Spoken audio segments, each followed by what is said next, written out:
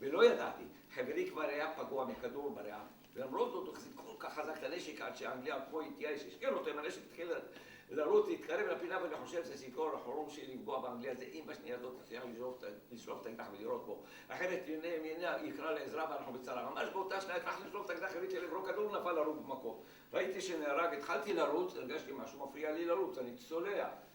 מה קורה לי? קודם היה קשה לשלוף את האקדח, עכשיו קשה לי לרוץ. אולי נפתעתי, שאמרתי לעצמי, אולי נפתעתי, התחלתי להרגיש כאבים בערך השמאלי. הסתבר שקיבלתי כדור, שנכנס מצד אחד, יצא מצד שני, עבר דרך הירך ודרך הכיס. ראיתי איפה עבר הכדור. ברגע הראשון חשב איך אני אשיג עזרה, איך אני אסתלק מפה. הוא נזכר, איזה מזל שלפני כן עברתי את הרימון לכיס הימני. הוא נשאר בכיס השמאלי ואדם מתפוצץ מהכדור והרימון מיס. היה הורג לא רק אותי, הורג גם את החברים שלי. הבנתי, נס גדול היה פה. צריך להתעלם כמה שיותר מהר לפני שהאנגלים יגיעו. הופיעו כמה יהודים טובים.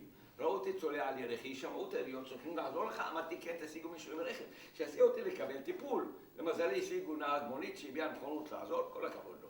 נכנסתי לאותה מונית, נוסעים קצת והופ, האנגלים מגיעים, קופצים מהמסעיות, חוסמים את הדרך, ואני מוקף באנגלים. ומה שאני רואה לפניי, כל רכב שמגיע למחסום, האנגלים מוצאים את הנוסעים בגסות, מחפשים ברכב, מחפשים על הגוף, בכיסים של כל אחד. ואני על הגוף, בכיסים, יש לי את האקדח, יש לי פצצה ועוד פצצה ועוד פצע. מגיע תורי, לא יכולתי לעשות לך תפילה שמע ישראל. ואני רואה אנגלים לא באו כמו שבאו לכל רכב מהמקום שהם עמדו, הם פלטו לנו בצעקות, בקללות. חשבתי, כנראה שמרגישים שכך הם זועמים. הם ממשיכים לצעוק ולקדם, עוד לא באים. לאט לאט התחלתי להתאושש, לראות בהם צועקים באנגלית, למה מסתבר שצעקו? אתם לא רואים שאנחנו בתפקיד הזה, on duty, ואתם עוד יושבים פה, למה אתם לא נוסעים כבר? הפסיקו להפריע לנו, תעופו מפה, שנראה בכם, ועוד. ואני שומע את זה, אני לוחש לנהג, ואומרים לך, סע לפני שהתחרטו. ואני רואה את הנהג עדיין המום, התחלתי לצרוק אותו, סע כבר. בסוף התעשת, לחץ על הדוושה, נסענו, רק ברכב שלנו הם לא חיפשו. למזלי גם מתברר שהפגיעה לא הייתה כל כך רצינית, אומנם הכדור נכנס מצד אחד, מצד שני גרם לי להלם, אבל לא פגע בעצם, כך אחרי שבועיים, 3 של טיפול, יכולתי לחזור לפעילות, אבל המצב סביב הולך ומחמיר. ירושלים המסכנה לא רק מתבוססת בדמה, גם נחנקת במצור קשה, כלי רכב מתקשים להביא אספקה לעיר. ההנהגה הפוליטית במאמצים נואשים להציל את ירושלים מחרפת רעב, העמיסו שיירות ענק של משאיות עם אספקה. הציבו המון צעירים חמושים שיפתחו את השיירות ויביאו אוכל לירושלים. אבל מה לעשות אם שיירה כזאת מגיעה למקום כמו בבלואט, שער הגיא, הערבים נמצאים על ההרים סביב, ובעטים על השיירות, מעלים אותם בלהבות, חלק גדול מהאספקה, שורפים, חלק מוזזים, והנורא מכל, כל כך הרבה צעירים נשרפים חיים בשיירות הללו. במצב הנורא הזה, האנגלים ככל שמתקרב סיום שלטונם בארץ, מגלים פרצוף יותר ויותר מרושע. אם בהתחלה הסתפקו בכך שלקחו מאיתנו את הנשק, מסרו לערבים ומדווחים לערבים על כל השיירות שלנו, עכשיו בעצמם, בייחוד בירושלים, יורים לעברנו גם מהציורים שלהם וגם מהבסיסים שלהם, ומדי פעם מפעילים מכונית תופת נגדנו, עד שבוקר אחד אני אוכל את החביתה שהכינה לי אמא, שלעולם לא אשכח אותה. שומעים כל פיצוץ אדיר. כעבור כמה דקות צעקות ברחובות. כל הכיוונים, כל ירושלים קמה בצעקות, בכל מה שיכולתי לקלוט בהתחלה את המילים בבן יהודה! בבן יהודה! מסתבר, האנגלים הציבו 3 מכוניות תופת במרכזה של ירושלים ברחוב בן יהודה והפעילו אותם. למעלה מ50 יהודים מצאו את מותם קבורים תחת אי המפולת. מספר עצום של פצועים סביב, נבן המקום קשה לתאר את הזעזוע. לשמוע את נאקת הפצועים שמשוועים לעזרה.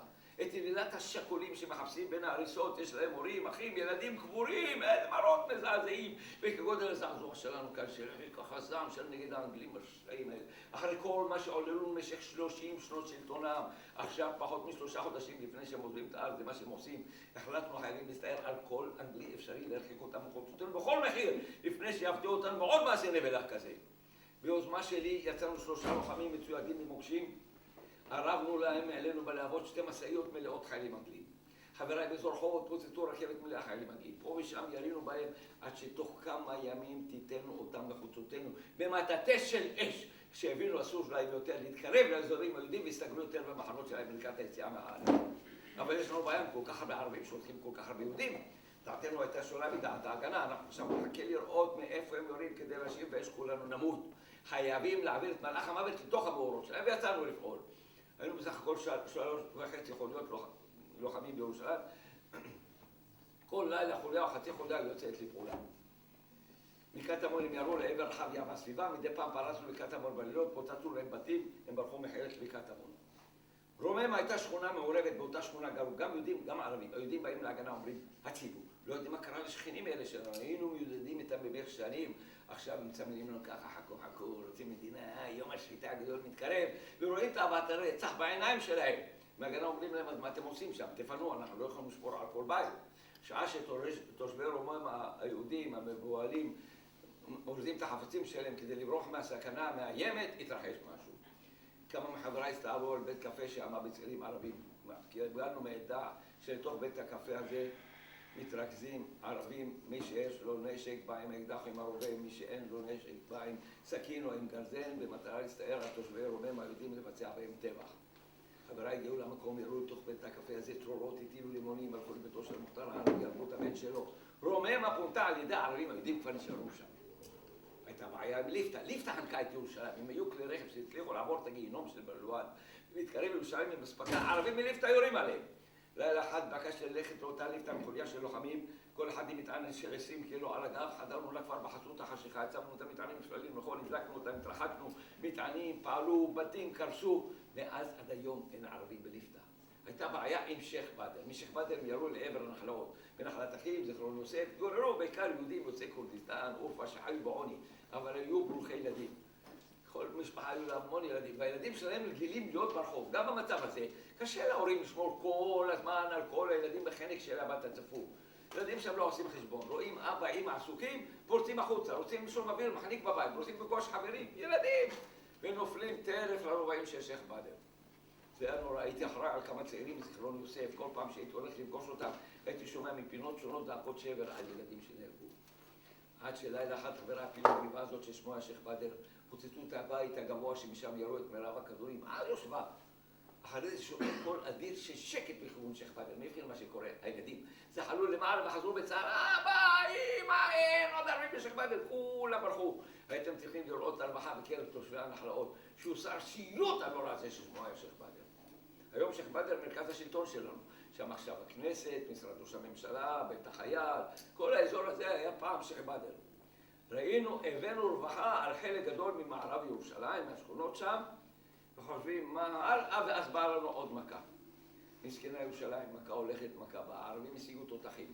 הציבו אותם בין הביסה ומשם הפגיזו את העיר. איפה שלא הגיעו הכדורים עכשיו מגיעים, הפגזים שעשו בנו שמות שקשה לתאר. כל מי שיוצא מהבית יודע, הוא יוצא לסכנת מוות. אבל אין ברירה, אנשים עומדים בתור, רוצים להביא חתיכת לחם לילדים בבית, להביא קצת מים הביתה. הרבה לא חוזרים הביתה, נפגעים. ילדים פשטו על השדות ללקט עשבים בשביל לאכול, אין אוכל בבית, ירושלים במצור, אוכלים עשבים בשדות וחושפים את עצמם לאש רצחנית של האויב. ומי שיוצא שלם וחוזר שלם הביתה, עם איזה חוויות, לראות הרוגים מוטלים ברחובות, פצועים נאנקים, איזה מראות מזעזעים. ומה שלא רואים שומעים, פוגשים אחד את השני, לכל אחד נשמע לספר על כל, יש רשימות ארוכות, על כל אלה שנהרגו מהשכונה, אלה מבית ספר, אלה מהעבודה. להמחיש לכם, חבר טוב שלי, איש לח"י, מתקרב לבית, רואה אנשים רצים עם דליים.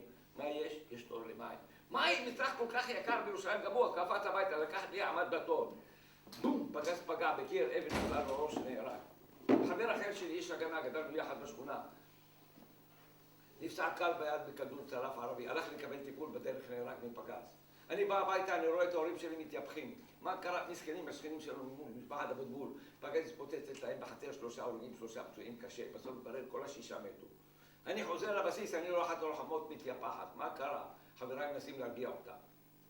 אחי הקטן, בן הזקונים, בן 11, הייתה בבית, אומר, אני יוצא רגע לשחק, כי רדפה אחריו לקרוא לו, מסוכן, לא הספיקה. בום, פגז, פוצץ, פער את פיו, רסיס קטן נכנס לו לגרון, חנק אותו לבבי. עכשיו הוא מוטל לפניה ללא רוח חיים. פוחדת לספר לאמא, אם בכלל הסתרת מהמצב, מה היא תעשה? התחילה לבכות. אמרו אנשים, אמרו בואי נעזור לך. נלך לביקור חולים, קח אותו לשם, משם לוקחים אותם לקבורה. מגיעים לביקור חולים, אנשי חברה קדישא אומרים לה, תחכי בחדר הזה. יש פה תור גדול מאוד של הרוגים, שיבוא התור שלא נקרא לך. מחכה, שעות, בסוף שרואה אותו אומרת, נו, מה נו? מתי תקברו את אחי? מי זה אחיך? הם כבר לא זוכרים. מסתבר שכבר קברו אותו והם לא זוכרים עד היום לא יודעים איפה הוא טמון, רק יודעים בית הקברות בסנהדריה. ואי אפשר לבוא לאף אחד בטענות. כי כל הזמן נחלטו להם עוד הרוגים, ילדים, זקנים, צעירים, ילדים, נשים, כל הזמן. הם איבדו את השליטה. כזה היה המצב. וכשירושלים כל כך מדממת, יש יישובים סביב. מי יגן על גוש עציון? הקיבוצניקים לבד כבר לא יכולים. הערבים באים גלים, כל פעם מכפר אחר. מאיפה תבוא להם תגבורת? מירושלים! ויש את השעה של ירושלים הקסטל, סביב לקסטל מתחוללים קרבות עזים בין יהודים לערבים. היהודים יודעים, בלי הקסטל ירושלים תחנק ברעב, חייבים את הקסטל להסיר את המצור. אבל זה נהיה יותר ויותר קשה. הקיבוצניקים מקריית הענבים, מעלה 5 בנווה אילן, לבד לא יכולים. מאיפה תבוא להם תגבורת? ירושלים. כל קהל בירושלים דמן נשפך כמים מהפגזות ומהעיריות. כל קהל בירושלים נהרגים אחד אחרי השני בקרבות על גוש עציון ובדרך לגוש עציון. כל קהל בירושלים נשרפים חיים בשערות. כל קהל בירושלים נהרגים בקרבות על הקסטל, שזה היה נורא. הייתי פוגש אנשים היום, הייתי צריך לנחש מי מהם יישאר בחיים. כזה היה המצב. והערבים חוגגים. כל יהודי שנופל לידם חי, לא יישאר בחיים יותר מכמה שניות. ומה שהם עולים לגופות קשה לתאר, מרשים את הפתנים, עורפים את הראשים, קוטעים איברים, ואיזה איברים חביבים עליהם, אני לא אגיד לכם עם הסטיות שלהם. ומצלמים. בכפרים שלהם מתנהלת בורסה. מי שרוכש יותר צילומים של יהודים קרוטי איברים, או של ראשים ערופים של יהודים, מנפח את הכיסים שלו בצילומים כאלה, נחשב יותר מכובד בעיני בני השטן. וכל הזמן זה ימות חלל האוויר בציחות שצרכו מצרכי המסגדים. נדבח יהוד, נדבח ביהודים. מה עושים? האמריקאים מקבלים דיווחים מודיעיניים שאנחנו בארץ על סף השמדה. מה הם עושים עם הדיווחים האלה? האנגלים אומרים להם, אתם תמכתם בחלוקת הארץ, אין סיכוי, אתם רואים, בואו לצד שלנו, לצד של הערבים, לצד שמנצח. שר החוץ האמריקאי ג'ורג' מרשל, דעתו הייתה כדעת האנגלים.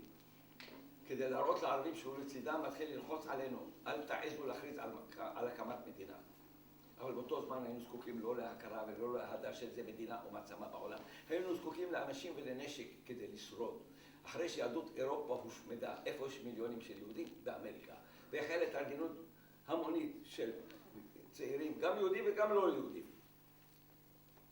רובם ככולם לא מזמן השתתפו בקרבות באירופה במסגרת הצבא האמריקאי. ביניהם גנרלים עם ידע צבאי, ניסיון קרבי, ידע צבאי. הכינו כמויות גדולות של נשק מוצא מלחמת העולם, שכל כך חסר לנו, ורצו לבוא להתנדב ולהביא את הנשק. ואז הממשל האמריקאי הטיל אמברגו. כל אזרח אמריקאי שתפס, מבריח לנו נשק או נכנס לעזור לנו כמתנדב, צפוי ל10 שנות מאסר ולאובדן זכויות האזרח האמריקאיות. מה הנימוקים שלהם? אנחנו לא רוצים להיות יותר מעורבים בסכסוך במזרח התיכון. מסכנים, אף פעם הם לא מתערבים. רק התחלנו לנצח אז, איזו התערבות גסה. ואז במצב הזה הם לא רוצים להיות מעורבים. היו כאלה שבכל זאת באו. יזכר לטובה קולונל סטון, שבא לארץ, קרא לעצמו מרקוס, שלא ידעו שנמצא פה בארץ, לצערנו נהרג בארץ בצורה טרגית. אבל אלה שבאו היו בודדים. המסות שיכלו לשנות את המצב לטובה נשארו באמריקה בגלל האמברגו המרושע הזה. מה עושים? מפקדינו פנו מפקדי האצ"ל, חייבים לעשות משהו חזק שלא עשינו עד עכשיו, למען הקיום שלנו. מה שיכולנו לעשות לבד כבר עשינו, אבל אולי בכוחות שותפים נוכל לבצע משהו יותר משמעותי. באצ"ל הסכימו וכך הוחלט. מאחדים כוחות ומסתערים לכבוש את הכפר דיר יאסין באזור ירושלים. רק כינסו אותנו לתדרוך קשה לתאר את ההתרגשות ואת ההתלהבות. קודם כל יודעים איפה דיר יאסין וכמה חשוב להיות שם. שנית, שלב חדש במלחמה, כי עד אז כל הפעילות שלנו הייתה לתקוף ולחזור מהר, היינו צריכים להיזהר מהאנגלים שלא יתפסו אותנו בדרך, אבל עכשיו שהאנגלים מסוגרים במחנות שלהם עומדים לעזוב את הארץ, החלטנו הפעם הולכים לא רק לתקוף, לכבוש ולהתחיל לשחרר את הארץ בשטח. אנחנו חולמים על מדינה שיהיה לנו השטח. ולכן ההתלהבות גדולה, אבל תוך כדי התלהבות הביכו אותנו. אמרו, האצ"ל הסכימו, אבל הם העמידו לנו תנאי שנשתמש ברמקול כדי להזהיר אותם שלא רוצים לפגוע בנשים וילדים. מה זאת אומרת? הבתים האלה רצו כל כך הרבה בנשים וילדים. עכשיו נעשה חשבון אלה, וזה כבר מבוצע. ואנחנו יודעים, עד עכשיו כל ההצלחות שלנו נגד הערבים היו רק כשהפתענו אותם. שלא הפתענו אותם, הסתבכנו. נשתמש ברמקול. תהיה בעיה, אנחנו יודעים את זה, אבל כדי שהאצ"ל יסכימו, קיבלנו את זה עלינו. בגלל הרמקול הזה. רק התקרבנו לכפר, אני רואה סביבי אחד אחרי השני נפגעים. שמואל נפצע בבטן, אל נפצע ברגל, גם אחד נפצע בבטן, איש אצ"ל נפצע בראש. כי לנו את הרגע שהשתמשנו ברמקול הזה, עוררנו את השטן נגדנו. בינתיים, ואנחנו צריכים להיות כוח קטן יחסית של 11 לוחמים, שצריכים לפרוץ ראשונים, ואז הכוחות הגדולים יותר מצפון ומדרום, עוד 70 איש צריכים להסתער על הכפר. ומחכים לנו. בינתיים אלה פצועים, אלה מטפלים בפצועים ואחרים מתכופפים, מפקד שלי אמר חבר'ה, אנחנו באנו לכאן כדי להתגונן מהכדורים שלנו לקחת את דיר יאסין. אם לקחת את דיר יאסין חייבים להיכנס לתוך האש, אני לא רוצה לחייב אף אחד. מישהו מוכן לכל שיבוא איתי. אני עוד שלחי ועוד שניים שעצר מבין הפצועים ואחרים, הצטרפנו אליו ופרצנו לכפר. והם יורים על מה חלונות, מה גגות, מאחורי הגדרות, מה מרפסות, ואני מתכופף לא לקבל את הכדורים שולקים להם לי, אבל צריך להתקדם. כדי להתקדם אני חייב לחשוף את עצמי עד שאני מרים את הראש ויורה בערבי הזה, צריך לכוון טוב, לא לבזבז סתם כדורים. יורה בערבי, יורה, המון כדורים שולקים סביב לראש שלי, איך אני חי אני לא יודע. ואני משתדל לעשות כמה שאני יכול בקפיצות, כמה שאני אקפוץ יותר מהר, אולי נחמוק באיזה כדור שהולך להרוג אותי. כך שאני מגיע לגדר, קופץ מעבר לגדר, יורה מולי, ואם אני רואה בכמה חלונות יורים, אני פורץ לאותו בית, יורה בפנים, מגיע לחלון אחורי, מגיע לחצר הבאה בתור, ואם אני רואה דלת נעולה, אני קופץ על הגג. לא האמנתי שאני מסוגל כך לקפוץ, כנראה הכדורים שולקים לעברי, הם שיקפיצו אותי ממקום למקום. וכך אני נכנס לתוך סמטה, ואני רואה מולי, הערבי דורך את הרובה שלו, ואני חושב שאני אהרוג אותו, שיהרוג אותי, לוחץ על ההדק, יש תקלה. הנשק שלי התקלקל, זה נשק שהעצר התחיל לייצר, התברר מפני שלא ניסו אותו, אפילו גרם להרבה בעיות, הנה עכשיו הוא כבר לא יורה. אם שנייה לפני כן הייתי חושב שזה יקרה, הייתי בטוח יהרוג אותי. ממש באותה שנה הבחנתי שהסמטה לא הייתה ישרה, הייתה מעוקלת סיבובית כזאת. זינקתי לאחור זינוק סיבובי מהיר, הוא בכל זאת הקיר משמאלי הגן עליי, והוא ירק שרוב הגוף שלי כבר מאחורי הקיר, וכאן הרגשתי טריבה וראיתי חור במכנסיים. הכדור פילח לחתך לא עמוק בבשר, מפקד שלי אמר לי, הרגתי אותו, קח את הרובה שלו. נכנסתי שוב לסמטה לקחת הרובה של הערבי המת, ראיתי ערבי אחר חונה עליו, לקחת מול את הרובה שלו. אותי נבהל, עזב אותו עם הרובה וברח. כך יכולתי אני לקחת את הרובה של הערבי המת ולהמשיך הלאה. והמשכנו, שמענו צעדים מתקרבים. שמענו את הסיסמה, הסיסמה הייתה אחדות לוחמת, אנחנו אחדות. שמענו לוחמת, כך לנו לפגוש לוחמים שבאו מאגף אחר והמשכנו איתם. במהלך, פה אני מקצר, מדלג על הרבה פרטים, במהלך הפעולה נתקלנו בנשים ערביות שירו עלינו. מפקד הפעולה, בן ציון קול, נפצע קשה מכדורים של אישה ערבייה. והיו לא מעט מקרים, גברים לבשו שמלות, התחזו לנשים והתקרבו אלינו, וכנראה בהשפעה של הרב קול. גם מי שמכיר את מבצע עופרת יצוקה יכול לספר לכם גם כן איך ששם מחבלים התחזו לנשים, התקרבו לחיילים שלנו וירו עליהם. ככה שזה לא היה קל, הפעולה החלה בטרם עלות השחר והסתיימה אחרי חצות, עד שהשתלטנו על הכפר. לכוחותינו היו 5 הרוגים, 42 פצועים. מחצית הכוח שלנו נפגע, אבל גרנו להם הרבה עבודות, וראינו איפה נמצאים. עכשיו רואים הנה גבעת שאול, קריית משה, נגביש תל אביב. קודם הם היו פה במקומנו, ירו לשם, הרגו יהודים, עכשיו זה לא יהיה, אנחנו שם במקומם. אבל החשוב ביותר, הדרך של הערבים לקסטל נשלטת על ידינו. הערבים לא יכולים לשלוח תגבורות לקסטל. דיר יאסין חוצץ בין הקסטל לכפרים הערבים, וחולש על כל האזור. כל כך הרבה יהודים נהרגו אז בקרבות על הקשטל, שזה היה נורא. רק בלילה לפני כן נפלו שם 16 לוחמי צבא. ולמחרת גם נודע לנו, שנודע לערבים בעיצומו של הקרב על הקסטל, שיהודים עולים על דיר יאסין, על העורף שלהם, נשאו את הקרב באמצע, ברחו והשאירו את המפקד שלהם הרוג בשטח.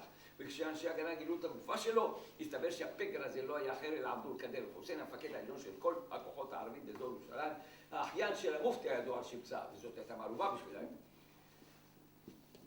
ידענו, הצלנו את ירושלים מחרפת רעב, עכשיו אפשר לסלול את כביש בורמה, וזה מה שקרה, אבל לא ידענו שלא זו בלבד שהצלנו את ירושלים בכיבוש דיר יאסין, אלא הכרענו את האויב הערבי בכל הארץ. כי מה קרה אחרי זה? שנודע לערבי בכל רחבי הארץ. יהודים עלו על דיר יאסין, כבשו את הכפר המוצר הזה, והרגו שם ערבים, איך זה יכול להיות? הם רגילים להרוג יהודים, מה קרה פתאום שם? ואז נודע להם מי היו כובשי דיר יאסין, אותם גיבורי האצ"ל פוצצו לאנגלים את מלון המלך דוד, שפרצו את חומות כלא עכו, ואנחנו קראנו ג'מאעת שטרן, חבורות שטרן שהטילו את אימתם על האנגלים. אלה ואלה עכשיו מתאחדים וקמים עליהם לגמול לנו על מה שעולנו להם, הם נתקפו בבהלה.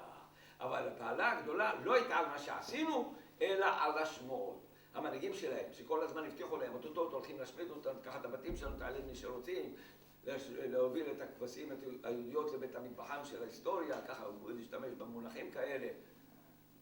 מה יגידו עכשיו? אמרו היהודים בדיר יאסין עשו טבח נורא בחפים, מפשע, והתעללו בנשים, מעשי זוועה, דברים שלא היו ולא נבראו. אנחנו נתעלל בנשים שלהם, אבל הם היו שקרים שלהם כי הם כאלה.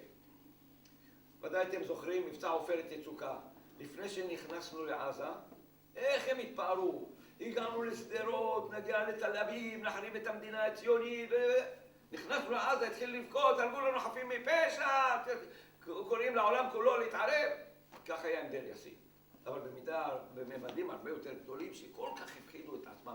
בייחוד שאחד מספר לשני, צריך להוסיף משלו, כי יד הדמיון הפרוע על מעשה הזוועה שכביכול ביצענו, שכל כך הבילו אחד את השני, ומהשקרים שלהם התחילו לברוח. איפה שמגיעים יהודים, ערבים בורחים. כך יכול הפלמ"ח להשתלט על הגליל כמעט ללא קרב. בכל מיני מקומות הפלמ"ח השתמש ברמקול שהתקרב לכפרים הערבים. מה אמרו להם? אמרו, אנחנו ג'מעת שטרן, אנחנו באים מדיר יאסין להשלים את מה שלא עשינו שם, להרוג, לטבוח, והערבים נוטשים את הכל ובורחים.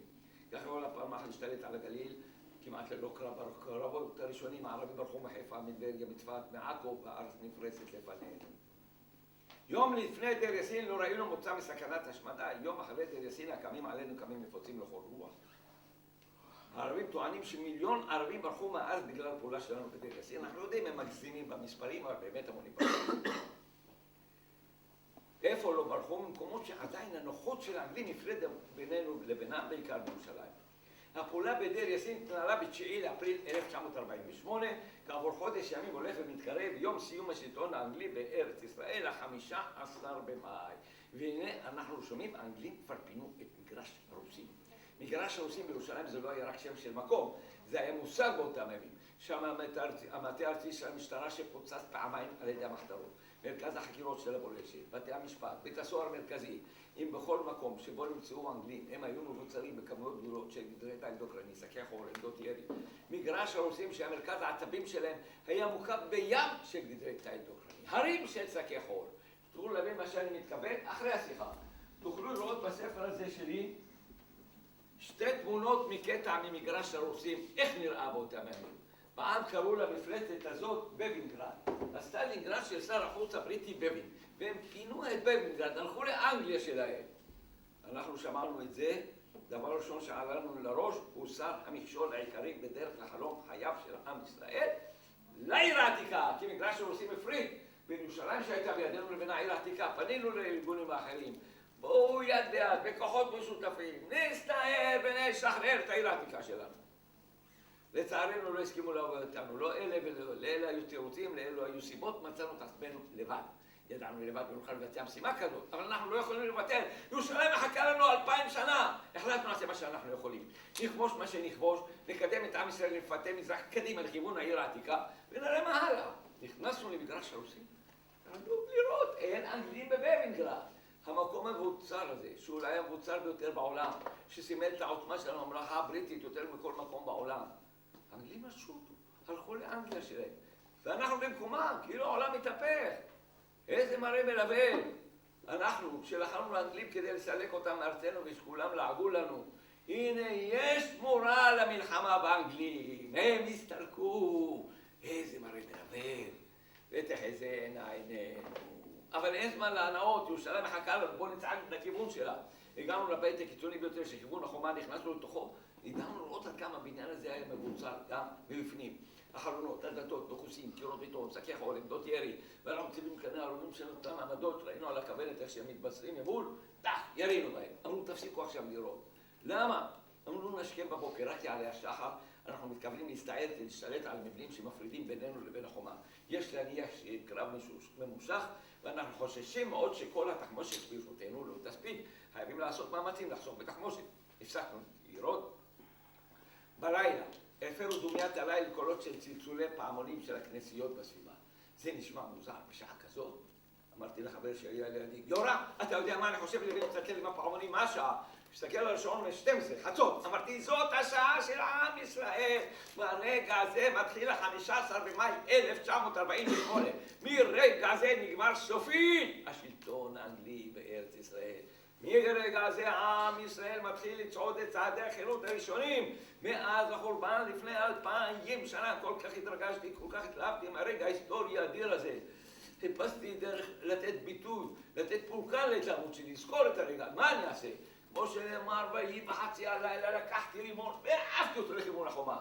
הרימון התפוצץ, הערבים ממול חשבו שאנחנו פותחים במתקפת לילה. ויראו לעבר הבניין שלנו, כמויות אדירות של תחמושת, יורים. היינו בסך הכל שניים בבניין המבוצר, התלחשנו בינינו. תן להם, ידענו כל התחמושת שלהם, או שמתנפצת על הקירות, או שנתקעת בשקי החול. אגב, עד עכשיו אפשר לראות את הסימנים. אם תהיו בכיכר צה"ל בירושלים, תראו את הבית העגול הזה, עכשיו זה חלק ממכלול בנייני העירייה, עם הסימנים של הכדורים מאז. השחר עולה, קוראים לי לעוד לוחם, מתמידים לכל אחד מאיתנו חוליית לוחמים, ואומרים, קדימה, אנחנו נהיה הראשונים שנסתער כדי לשלט על המבנים שליד החומה. גרשון ייקח את אנשיו לכבוש בניין מלון פס, ואני אקח את האנשים שלי להשתלט על בניין הדואר הישן שממול. ידענו עכשיו להיכנס לתוך האש. באמת רק נכנסנו את הרחבה שהיום נקראת כיכר צה"ל. ירו עלינו מכיוונים שונים. הגענו שער של הבניין, מצאנו אותו נעול, ושאנו חשופים לאש האויב הנתכת לעברנו. היינו צריכים להמתין זמן עד שמצד השני הבאנו מטען קטן, תלינו עלינו להתפוצץ, השער נפרץ, פרצנו פנימה. ואני כבר הזהרתי את הלוחמים, חייכם יקרים לנו, אל תיתנו להם להפתיע אותנו. כל חדר תתקרבו אליו, תשטפו אותו באש. כך שלטנו על הבניין, כך הסתלנו כמה ערבים שם, אני שואל את הלוחמים, אני מקווה שכולכם בסדר, שאין לנו נפגעים. זה לא שכולם בסדר, עד שראיתי את פניו המחייכות של אחד הלוחמים עם עין מדממת. אמרתי לו, מיכאל, אתה נגעת בעין ואתה שותק ועוד מחייך לי, אני אזיק אלונקה, אני מפנות אותך. הוא אומר לי, לכמה, עזוב אותי עכשיו, תן לי להמשיך, אני בסדר, אני יכול לכוון את הרובה בעין השנייה, אל תדאג. אני ניגש לחלון לתפוס עמדה. ואני משתמש במכשיר הקשר היחידי שלנו באותם ימים. מישהו פה יודע מה היה מכשיר הקשר? הגרון! אני צועק לעבר חבריי בצד השני, בניין הדואר שם כבר בידינו. מדי פעם שומע עוד בניין, עוד בניין. כך השתלטנו על גוש בניינים, זה לא פשוט, לא נקמח בכמה נפגעים. לפתע מישהו צועק לעברי מהצד השני. נקם! תודיע לחבר'ה שלך שם. סיפרו לנו, שמעו ברדיו. אתמול בן גוריון החליט בתל אביב על הקמת המדינה היהודית. קמה מדינת ישראל. אני שומע את הבשורה הזאת, אני רוצה לסמוך עד השמיים, אבל יש לנו פה משהו להשלים. מעבר לחלון ועוד חומת ירושלים, מעבר לחומה, מקום מושב מלכות בית דוד, הר הבית בהישג יד, רק כשנגיע לשם כבר יש לנו מדינה. אבל לא יכולנו יותר. כבר היו לנו 4 הרוגים, 3 בחורים ובחורה. רוב אנשינו נפצעו קשה. נותרנו קומץ לוחמים ולוחמות שרוצים להמשיך, אלא שנגלה לנו התחמושת. בלי תחמושת הגיבור הגדול ביותר לא יכול לראות, וכך נאלצנו להיעצר. נעצרנו אבל יש לנו. עברו ימים, עברו שבועות, השגנו עוד נשק, עוד תחמושת, עוד צירים, טרפו אלינו. שוב הגבלנו כוח, שוב מוכנים לתת לקרב. כעבור חודשיים, מכינים אותנו לפעולה גדולה, ובאותו בוקר של יום שישי מבשרים לנו. סוף סוף יש הסכמה, גם עם ההגנה וגם עם העצר. הלילה הזה עולים בכוחות משותפים לשחרר את העיר העתיקה. כל ארגון יתקוף מכיוון אחר, שעת 0:11 בלילה. קשה לתאר את ההתלהבות שאחזה בנו. לא חשנו את האדמה מתחת לרגליים, הרגשנו שאנחנו מתעופפים בעננים של התלהבות. עולים לשחרר את ירושלים, בדמיון שלי אני חושב על המכבים שעלו לירושלים, טהרו אותם וזכו לתהילת עולמים. עכשיו תורינו, בשעת אחר הצהריים, כשקיבלנו את התדרוך ואת הנשק, עמדנו במסדר, שורות שורות, מחלקות מחלקות. זה היה מעמד שקשה לתאר דוגמתו. אני מסתכל בחבריי, אני לא רואה את אותם הלוחמים והלוחמות שראיתי אתמול ושלשום. כולם נראים אחרת, כולם קורנים וזוהרים מהתלהבות, ואני חושב כנראה כך נראו המכבים. והנה שומעים את קולו הרועם של מפקד הלח"י בירושלים משמיע לנו את פקודת היום. ובין השאר הוא אומר, לוחמים, כל כך הרבה דורות אבותינו ואבות אבותינו התפללו והתפללו עולם לא חדלו בתפילה, בכיסופים, בגעגועים. ללילה זה הלילה שבו אנחנו עולים לגאול את בירת דוד מלכנו. שהוא אמר, אנחנו הלילה הזה, חשבנו, אני זוכר את הדבר האדיר הזה. התפזרנו כדי לעלות למשאיות, שוב התרחש משהו שטלטל אותנו טלטלה אדירה של התרגשות. ליד המחנה שלנו מוסד לילדים יתומים. היו ביניהם ילדים מסכנים שהוריהם נפטרו במחלה או נהרגו במלחמה, אבל הרוב הגדול היו ילדים שליקטו אותם באירופה אחרי השואה. מצאו אותם במנזרים, במרתפים של גויים, בעיירות נידחות, בלי אבא, בלי אמא, כל הקרובים שלהם נלקחו למשרפות. מה יעשו איתם? הביאו אותם למוסד הזה. אנחנו היינו כל כך שקועים בהתלהבות שלנו, לא שמנו לב אליהם. מסתבר שהילדים הקטנים האלה, עם המדריכות שלהם, שמעו את הכל, ולפתע צעקו לעברנו, הצליחו!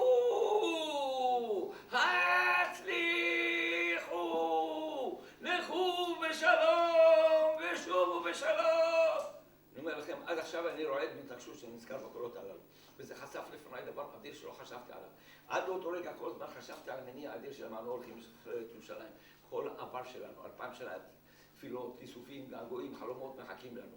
באים הילדים הקטנים האלה, במשפט אחד שלהם לימדו אותי שיעור שלא למדתי בחיים. איך אומרים מפה עולנים יורקים מסת העוז. לא רק העבר שלנו מחכה לנו העתיד. הילדים הקטנים האלה, בני 5, 6, 7, שרדו מהגיהינום של היטלר כדי לאחל לנו הצלחה למענם, למען כל הדורות הבאים. אם עד לאותו רגע ההתלהבות שלי הייתה כל כך גדולה, מאותו רגע הוכפלה פי כמה וכמה, עד כדי כך שהרגשתי שאני עומד לצאת מדעתי ולהשתגע. הרגשתי על סף השיגעון. אמרתי, אלוהים, תן לי להשתתף בקרב הזה, אחר כך לא אכפת לי מה שיקרה לי. קרבנו לחזית, מגיע הזמן, מודיעים לנו, החבלנים בדרך לפוצץ את הפרצה בחומה, להתכונן להסתערות. אז ישבנו במקום שמאחורינו קיר של מנזר קרוב לחומה, אבל יכולנו לראות מה מתרחש בירושלים שבידינו ממול. היה לילה חשוך, אבל לא קשה היה לראות איך האויב מבגיז את ירושלים שבידינו. מתוך החושך ראינו את הבזקי אש התפוצצויות הפגזים, ושמענו את רעמי ההתפוצצויות, שמענו איך שפגזים מתפוצצים קרוב יותר ויותר למקום שבו ישבנו. אמרתי לחבריי, חבר'ה, כל רגע אנחנו עלולים להיפגע. בואו נוריד את הקסדות כדי לגונן במידת האפשר. על הראש מרסיסי פגזים, מתפוצצים לפנינו כבר על הכביש. כולנו הורדנו את הקסדות, ומיד אחרי זה הרגשתי איזה מהלומה דחפה לי את הראש בכוח אחורה. וזרם של דם פרץ החוצה מתוך הראש שלי מעל העין הימנית. הסתבר שפגז התפוצץ לימיני, כאילו שרוצה לומר לי, אם אני רוצה לפגוע בראשך, אני אמצא לי את הדרך. רסיס חדר מתחת לקסדה, מעל העין, עמוק לתוך הראש, דם ניגר, כאבים עזים. אני קם לבקש עזרה מהחובשת, אני חש כאבים כמעט בכל הגוף. הבנתי כמעט כל הגוף ספג רסיסים, אבל הקשה ביותר היה הראש. באותו רגע קרה משהו שהביך אותי. שמעתי מישהו נאנח, מישהו אמר, אמרתי לך, רגע אחד, אני זקוק לעזרה מיד, אני רוצה לחיות, אז הייתי בן 20, בן שכבות בחיים. והכאבים שבעים לעזרה. אבל אולי יש עוד פצועים במצב קשה, מה איתם? במה אני טוב מאחרים? שאלתי את עצמי. אני לא יודע, אבל אם יש רגע אחד של התלבטות, החלטתי לא. עם כל זה שאני רוצה לחיות, רק שזה לא יהיה על חשבון חייו של חבר. אם יש פצועים אחרים, תקבלו את העזרה לפניי וחזרתי למקום שלי. זאת לא הייתה החלטה קלה. כמה חובשת הסתובבה ושאלה, מי כאן בצורה? בגלל החושך. לא יכול לראות מה שהולך אצלי בפנים. מחכה לראות אם אחרים יענו, מחכה, אף אחד לא עונה, אף אחד לא קם, אף אחד לא... בסוף כבר לא התאפקתי, קמתי, אמרתי שאני פצוע, התאפחה בי, אז ראיתי לחצות את הכביש, מרחק כבר מאיתנו מעבר לכביש, הוקמה תחנת עזרה ראשונה. וכל אותה הייתי מובילה אותי, ואני יודע, בינתיים העין הימנית שלי התעברה. העין השמאלית לא נפגעה, אבל בגלל עוצמת כאבים בראש קשה לפקוח גם את העין הטובה. ככה אני לא רואה מה שסרדי ומובילה אותי, אבל שומע את הפגזים שמשתוללים. בלב שלי אני מתפלל לשלומה של דרורה, אותה בחורה רוצה להציל את חיי בעצמה, עלולה להיהרג. הגענו למקום, הוא מושיבה אותי על כיסא המצפה שחבשו לי כבר את הראש. דם ניגר כמיים, כאבים שווים לשמיים. אני שומע את קולו של חבר טוב, שואל, מי זה? לא התפלאתי שהוא לא הכיר אותי. כל הפנים שלי, הראש שלי מבוע של דם. חשבתי מהגלרו שזה אני אל נקם. זה התאר אותו מאוד, היו חברים כל כך טובים. אני עם הראש המרוסק שהתחלתי לחשוב איך אני ארגיע אותו שלא יתאר שזה אני. עכשיו, אולי להגיד לו, אל תתאר אחרי הכל זה למען ירושלים. אבל כשבאתי להגיד לו את זה, נזכרתי, אז בן חולה ועוד לא פרט לירושלים. פרטתי בדברים האלה, אמרתי, עזוב את זה עכשיו, תגיד, למה עוד לא פורצים לעיר העתיקה? מה אנחנו עוד מחכים? לא הספקתי לשמוע את התשובה שלו. נשמע את פוצצות הדירה, זה את כל הסביבה. מיד לאחר מכן שמעתי מישהו קורא בהתלהבות, החומה נפרצה! כששמעתי את שתי המילים הללו, החומה נפרצה, מה הפציעה שלי, מה החיים שלי, מה את הבשורה האדירה הזאת, החומה נפרצה. זאת לא הייתה רק חומה שהפרידה בין העיר העתיקה לעיר החדשה של ירושלים. זו הייתה חומה שעמדה בדרכו של עם ישראל לירושלים שלו 2000 שנה מאז החורבן. זו הייתה חומה שהפרידה בינינו לבין מקום מושב מלכות ודוד. הפרידה בינינו לבין הר האלוהים, עם ישראל חוזר! הרגשתי שאני מחבק את השמיים מרוב אושר. לא תיארתי לי, עם כאבים איומים כאלה שאפשר להגיע לשיא כזה של אושר שקשה לתאר בטוב. רק דבר אחד אמרתי לחברה, אני כל כך מצטער שמצבי זה, אני לא יכול להוסיף להיות איתכם בשעה הגדולה הזאת. קדימה לעיר העתיקה שלנו, והשם עמכם. חרשו לי את הראש, היה צריך לשאת אותי על אלונקה, דרך אלונקה עד האמבולנס. וכל הדרך אני חושש לחיים של אלה שנוסעים אותי, הפגזים משתוללים. ואומנם בדרך אני שוב חש שטיפה בראש. מסתבר שהפעם התפוצץ פגז משמאלי. איך אנחנו אומרים, מימיננו מיכאל, משמאלנו גבריאל, והראשנו עוד רסיס. פגע לי בראש, חדר דרך, עשה חור דרך הגולגולת וחדר גם מפה לתוך הראש. איפה שאני יודע. הביאו אותי לבית החולים וכבר צריך לנתח אותי. לפני שמכניסים אותי לחדר הניתוחים, התכופף לעברי דוקטור ולר, לוחש לי בשורה מעניינת. הוא אומר לי, תתכונן, אנחנו לא מרדימים אותך בניתוח. וכך אני שוכב על שולחן הניתוחים, כיסו לי את הפנים בסמרטוט שלא יראה מה שעושים, והניתוח הזה נמשך כל אותו היום מהבוקר עד הערב. ולא זו בלבד, שהייתי בהכרה מלאה ובדעה סגורה כל משך הניתוח. והייתי ערני יותר מאי פעם בחיים. אולי הרצון שלי לשמוע שירושלים שחררה היה כל כך חזק, שלא יכולתי לאבד את ההכרה. ועד היום אני זוכר את כל מהלך הניתוח לכל פרטיו, יותר מכל דבר אחר שאני זוכר בחיים. אני לא לא עלי תותחים לספר לכם על כל מהלך הניתוח, מה שכל הזמן שומע, תביא את הפינצט, את הפטיש, את האזמיל, את המסור, כל הזמן חותכים, מנסרים, כאילו איזה נגריה על הראש שלי, מקציעים, יש שם שפינים, חותכים. יום שלם, שהרגשתי איזשהו קושי נורא, וחשבתי, אולי זה הסוף של החיים, ואז בא איזה זעזוע, הרעיד את כל הגוף שלי, אולי פרפרתי בין החיים והמוות, וחשתי, אני ניצב לפני הקדוש ברוך הוא, מצפה לתפילה שלי, מה הבקשה שלך? חשבתי, איזו התאמנות, כמה חבל שלא הכנתי רשימה, כל כך הרבה דברים רוצה לבקש ממנו. טוב, מתחיל לחשוב מה לבקש, התאמנות כזאת. הוא מרגיש, הוא מחכה לתשובה, לא, אני לא אתן לו לחכות, מה הדבר החשוב ביותר לבקש וזהו. נכון, רציתי לחיות, אבל אז עלו נגד עיניי דמויותיהם של כמה מחבריי טובים שנהרגו, אלכסנדר בוביץ', דרור, ינקלה, עוזי, איזה גיבורים שכל כך הערץ. הם נהרגו ואני אבקש לעצמי חיים, לא, אני לא יכול. אז מה אני אבקש? אמרתי, אלוהים, החיים שלי בידיך, אתה מחליט אם אני אחיה או לא, אבל אם אתה מצפה לבקשה ממני. יש לי בקשה שחשובה לי מאוד. אני כל כך משתוקק לשמוע שירושלים שמורה. זה כל מה שאני רוצה בחיים. יצאתי מהניתוח הזה כפי שאתם רואים. היי, בנס שלא יאומן, לא תיארתי לעצמי שגופו של אדם יכול להכיל כמויות כאלה של דם, כמו אותן כמויות אדירות שנשפכו לי מתוך הראש. אבל לא תיארתי לעצמי עד כמה גדול היה הנס, עד שיצא לי לקרוא את הדוח הרפואי, ואני קורא וקשה לי להאמין. החלטתי, אם אני רוצה להאמין מה שאני קורא, אני חייב לצלם את זה. צילמתי, עשיתי עותקים, אמנם הצילומים היו יוצאים משובשים, לא בייחוד של היום, אבל ניתן לקרוא. ועם הזמן יותר ויותר אנשים רוצים לקרוא את הפלא הזה. החלטתי להקל על עצמי ועל אחרים, ודאגתי שבמהדורות האחרונות של הספר הזה שלי, יהיה גם צילום של הדוח הזה, ובעצמכם תוכלו להיווכח מה שעכשיו אני הולך לקרוא לכם מתוכו, שלא רק המון דם נשפך לי מתוך הראש, אלא כך כתוב. ובתוכו יצא זרם תמידי של נוזל מוח, וגם חוט השדרה. זרם תמידי. זה לא דקה, גם לא שעה.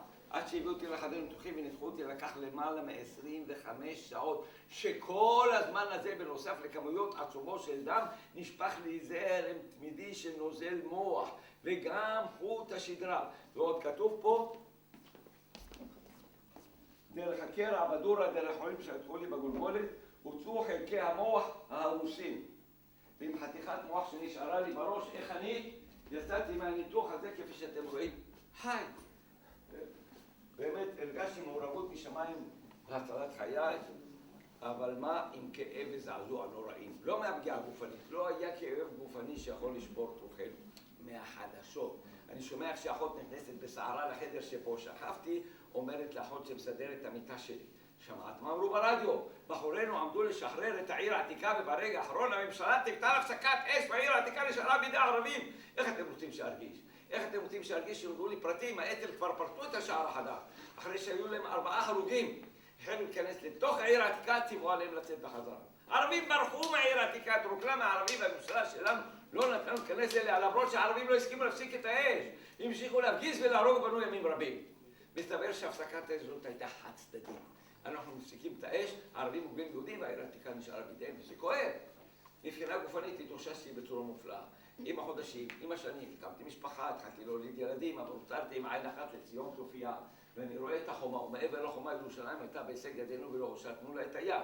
הלב כואב, נשארה שבויה בידי האויב, על מה התפללנו כל הדורות, על מה חבריי עשו את חייהם, על מה שברתי את הראש. אבל אולי תודות לאותה תפילה נשארתי בחיים בצורה כל כך מופלאה. כעבור 19 שנים, באה מלחמת 6 הימים ובאה הבשורה, ירושלים שחורה הר הבית בידינו, דע שומרון, סיני גלולה, איזה ניצחון אדיר. יודעתם באיזה מצב היינו קודם, במשך 19 שנים הייתה לנו מדינונת בצורת סימן שאלה.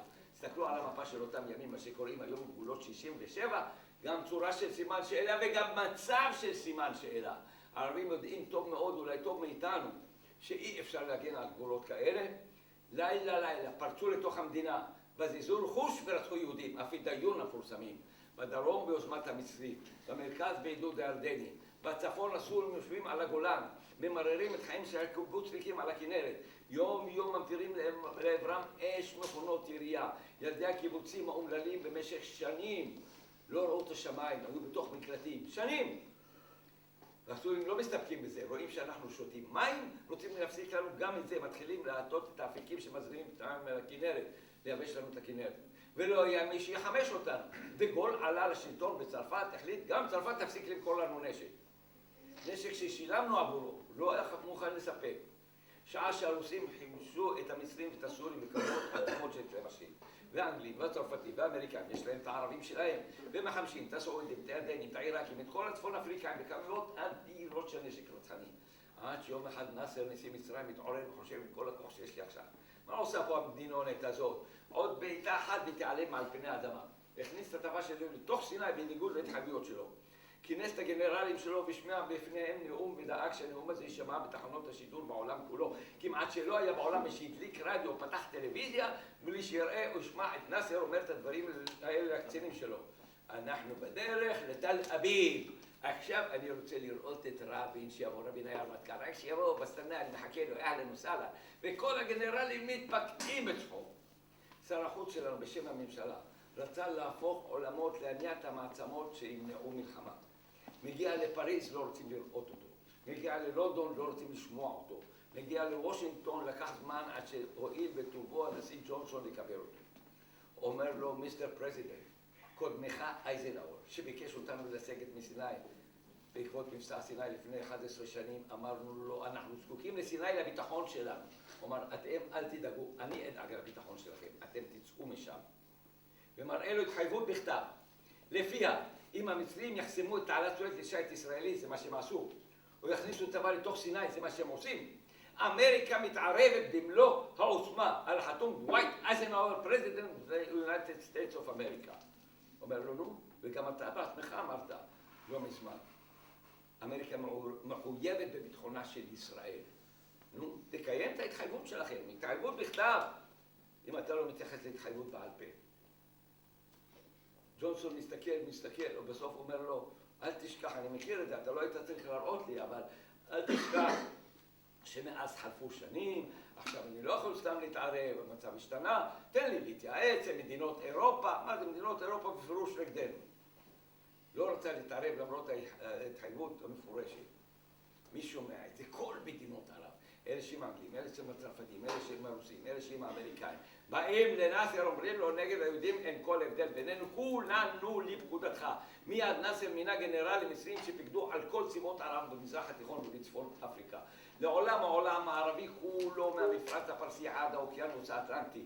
לא היה כל כך מאוחד, במטרה מוצהרת וגלויה. עולים להחריב את המדינה היהודית ולהשמיד את יהודיה.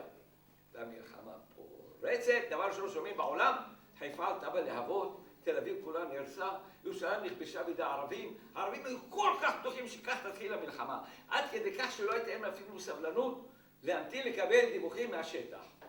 ומה מתרחש בשטח? רק התפזר הערפל, מה מתברר? חיל האוויר הקטן שלנו אז הבין, אם ניתן למטוסי האויב להמריא, יחריבו לנו את כל המדינה. צריך להקדים ולהסתער. ואז התרחש מה שמובטח לנו בתורה שלנו. ואשלח את הצרעה לפניך. מה זה צרעה? זה יצור שמתעופף, מזמזם ועוקץ. חיל האוויר שלנו. זו הצרעה. התעופף ובא משמיים. וזמזם ועקץ. פשט על שדות התעופה של האויב. הפציצו את המטוסים על הקרקע. ב3 שעות בלבד מחקו את כל חילות האוויר של האויב. אחרי 3 שעות אין לערבים מטוסים. מיד אחרי זה הצבא שלנו קיבל את הפקודה. נוע! הטנקים שלנו ושעטו קדימה, חיל האוויר מפציץ בלמעלה, חיל הים מהצד התותחנים מהצד שני, גולנים מסתערים פה, הצנחנים משם מסתערים. אומרים להם לעצור, לא שומעים, יש פה אויב שלא מוגר, צריך להסתער ולמגר, יש פה שטח שלא שוחרר, צריך להסתער. 6 ימים בלבד. הכל בידינו, מצד אחד חיילים כבר משכשכים את הרגליים שלהם במים של תעלת סואץ, מצד שני רוכבים על הגולן, בין זה לזה כל יהודה ושומרון, סיני, הגולן, בידינו, מכל המיליונים שקמו עלינו, לא ניצב יותר איש לפנינו. מפקד הצנחנים, מוטה גור, החליט בקולו הרועם, הר הבית בידינו! רק החליט את זה, כל תושבי הארץ היהודים פרצו בשירה אדירה, כמו שנאמר, עד ישיר בני ישראל את השירה הזאת לאמור, ירושלים שלה, בכל מקום, בבתי ספר, בגני ילדים, מקומות עבודה, מחנות צבא, ברחובות, באוטובוסים, הולכים ושרים, כולם שרים, ירושלים שלה, בידינו, ואני בהתלהבות שלי, רץ לכל מקום, גורל את הילדים שלי שיהיו עוד קטעים, בואו תראו, תערים, תגבעות, תסלעים, תגיילות, ארץ ישראל, מרחב ים. אפשר לנשום, היינו חנוקים במדינות במשך 19 שנים, בייחוד ירושלים, שהייתה מכל עבריה פרוזדור קטן שמקשר אותנו עם השפלה, מכל עבריה ליגיונרים. אפשר לנשום, וזכיתי, זכיתי לראות במקום אותם חיילים זרים, בריטים, משליטים שלטון זר, איך מחקנו 2000 שנה של כפיפות לזרים. ומי בא במקומם? קם צבא אדיר לעם ישראל, לראות אתכם, איזה זכות אדירה לאדם כמוני, ולראות את 4 ילדיי, את הנכדה שלי משרתת בחיל האוויר, איזה זכות לאדם כמוני. אולי שם כך נשארתי בחיים כדי לזכות לכל זה. אולי יש עוד סיבה, אולי כדי לבוא ולספר לכם את הסיפור הזה. לכן אני רץ ממקום למקום ומספר, לא רוצה לנוח. פעם, פעמיים, 3 ביום. היום אני פה, אתמול היו לי 2 הרצאות, מחר יש לי 2 הרצאות, גם ביום רביעי יש לי 2 הרצאות. את השבת עשיתי במכינה קדם צבאית, ואני רץ במקום, בבתי ספר, במכינות קדם צבאיות, אבל בעיקר בצבא, אין בסיס שאני לא מגיע אליו. הייתי כבר כמה פעמים אצלכם שם בקריה, בצפון, פה בפלמחים, ואת זה קיבלתי בסיס ברמון. ורץ מקום למקום, חיל האוויר, חיל הים, תותחנים, גולני, גבעתי, צנחנים, מודיעין, כל הארץ מגיעה עד... הנה היום קיבלתי טלפון מסיירים, אם אתם יודעים איפה זה. ומצד שני, אומרים, נשלח מישהו שיקח אותך, עזרא, דלק יקר. אומר, עזבו, יש לי את הסוס הלבן שלי, הטויוטה, תראו את החונה פה, נכנס בפנים, לדיור, לא רוצה להטריח אף אחד. מגיע לכל מקום, דלק על חשבוני, דוחות על חשבוני, העיקר להגיע לכל מקום ולספר, כי כל עם ישראל חייב לדעת מה עשינו כדי לטהר את הארץ הקדושה הזאת שלנו מכל שלטון זר. מה עשינו כדי להניף את העם הזה, שכל כך הרבה דורות היה נרמס בעפר של גלות, שיזדקף יחיה חיים של חירות. כל עם ישראל חייב לדעת. לכן רק מקום, כמובן שאי אפשר בשעתיים לספר את כל מה שיש לי לומר. 5 שנים פעלתי במחתרת, 5 שנים בגיא צלמוות. איך אפשר לספר את הכל? מצאתי פתרון, כתבתי את הספר הזה שאתם רואים אתכם. כתבתי עוד ספרים, אבל כאן הזיכרונות שלי באותם ימים. אל נקם זה הכינוי האחרון שלי בלח"י, סיפורו של לוחם חירות ישראל. 376 עמודים שמתארים איך באנו למחתרת, ילדים ב-15, 16, 17, הפכנו סדרי עולם. איך יכולנו לעשות את זה? אפשר להגדיר את זה בשתי מילים, אהבת ישראל. לא נתנה לנו להישאר בבית, האנגלים שולטים פה. כל מיני גויים מאיימים עלינו, חייבים להקים את המדינה. ואהבת ישראל הייתה כל כך חזקה, ואנחנו צריכים לדעת, יש 2 גורמים שמתמודדים כל הזמן. שנאת ישראל, שיש לה כוח עצום, השמידה לנו 6 מיליון, ואהבת ישראל שרוצה את ארץ ישראל, ואהבת ישראל שרוצה שעם ישראל יתקיים וימשיך לפעול. זאת אהבת ישראל שעשתה את הלא יאומן. זה לא היה קל, לראות חברים טובים נופלים בקרב, לידינו, נדונים למוות.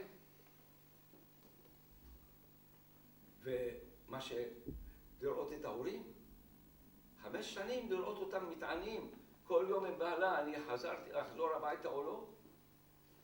אבל הכואב ביותר, שיהודים מפריעים לנו, מלשינים עלינו. זה כואב, אבל עם כל הכאב ידענו חייבים, אהבת ישראל לא נתנו לשבת בבית, חייבים להילחם ועשינו את הלא יאומן. הכל מתואר בספר הזה, איך עשינו את זה? על מה דיברנו בכלל? איך חשבנו? איך הגבנו? איך התרגשנו? איך כעסנו? איך זעמנו? הכל מתואר בספר הזה. באיזה מתח פעלנו? שומעים צעדים מאחור, מעניין מי זה?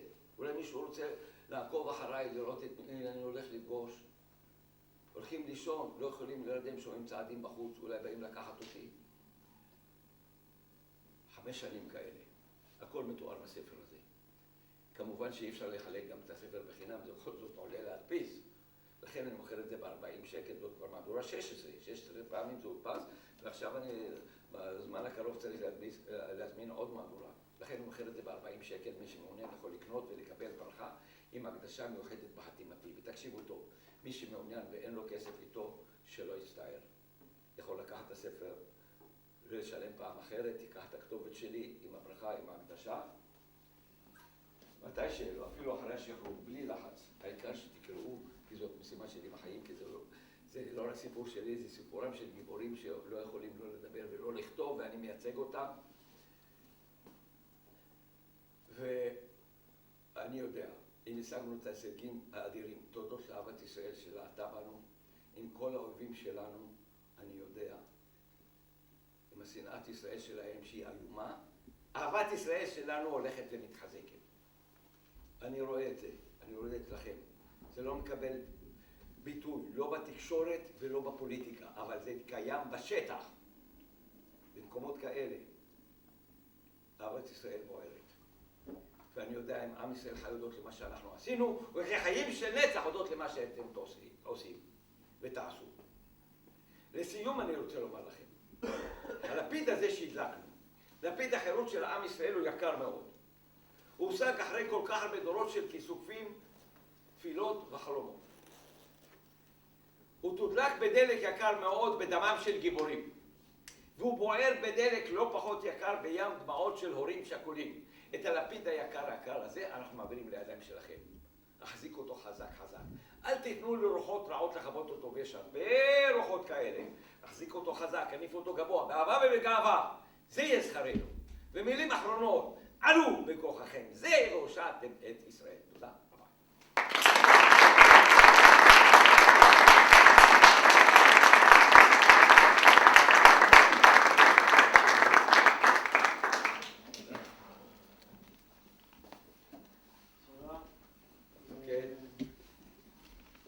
קודם כל קטונתי מלסכם או לדבר אחריך, ואני גם חושש שלא להיסחף מהאנרגיות שיש לך אחרי כל כך הרבה שנים ופעולות, ומהרצון הזה ואהבת המדינה הזאת, שבחלק מהמקומות קשה להגיד את זה, ואני רוצה להגיד לנו, לעצמנו, שאני חושב שלפעמים כששומעים את הסיפורים האלה זה נשמע כזה כמו איזה משהו רחוק ולא מהימים שלנו, ולפעמים קצת יותר מדי מידע, ואנחנו לא באמת יודעים להכיל את זה ולזכור את זה. אבל חשוב שאנחנו נזכור שאולי לא יצא לנו להיבחן במבחן שעזרא והחברים שלנו נבחנו ולהסתער עם רימונים לתוך העיר העתיקה, אבל לנו יש את המבחנים שלנו ויהיו לנו את המבחנים שלנו, ואנחנו צריכים לזכור את זה, ששום דבר שאנחנו קיבלנו מהדור המופלא הזה לא מובטח לנו לנצח. כל כיוון שתסתכלו עליו תראו ששום דבר הוא לא יציב ושום דבר הוא לא מובטח. מי שיסתכל מזרחה, לאיראן, שעד לפני כמה שנים בכלל לא התעסקנו איתה, ולפני 20-30 שנה אפילו היו חברים שלנו, והיום הם רק רוצים להשמיד אותנו וקרובים ליכולת כזאת. מי שיסתכל מערבה, שעד לפני כמה שנים אף אחד לא דיבר על מצרים, היה חייל אחד בחיל האוויר שהתעסק עם זה, הייתה פקודה אחת שהתעסקה עם זה. האחים המוסלמים עד לפני 10 שנים היו שם איזה גוף קטן שאף אחד בכלל לא ספר אותו, וסתם אמרו שזה גוף קיצוני קטן, ולפני כמה שנים הוא לקח את השלטון במצרים. ואנחנו כבר נמצאים במקום אחר עם הערב, ובכל מחלקה כבר יש מדור שמתעסק עם מצרים, וצפון, אני לא צריך להגיד לכם, אנחנו מסתכלים כל יום בטהרם שלט ורואים מה קורה שם. ולכן אנחנו נמצאים בנקודה שלנו ובזמן שלנו, ואנחנו צריכים להמשיך להחזיק את הלפיד הזה, וצריך לזכור מאיפה באנו, ולזכור את העומק הזה, וזה מה שמייחד את כולנו ומה שמלביש לנו במדים האלה כל בוקר.